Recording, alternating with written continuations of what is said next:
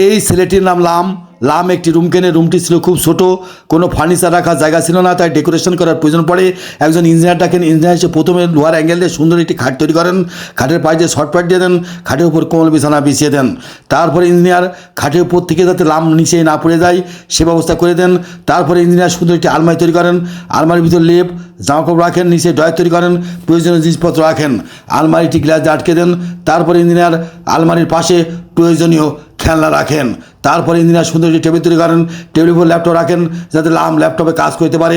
তারপর সুন্দর একটি বুক সেল তৈরি করেন, প্রয়োজনীয় বইপত্র রাখেন। তারপরে ইঞ্জিনিয়ার খাটের পাশে বক্স তৈরি করেন।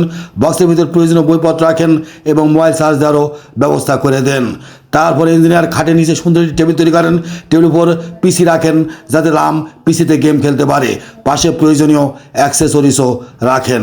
তারপরে ইঞ্জিনিয়ার সুন্দর একটি শোকেস তৈরি করেন, নিত্য প্রয়োজনীয় জিনিসপত্র রাখেন। তারপরে ইঞ্জিনিয়ার খাটে ওঠার জন্য সিঁড়ি তৈরি করেন, সিঁড়িতে ড্রয়ার তৈরি করেন, প্রয়োজনীয় জিনিসপত্র রাখেন। চ্যানেলটিকে সাবস্ক্রাইব করুন এবং সাথে থাকুন।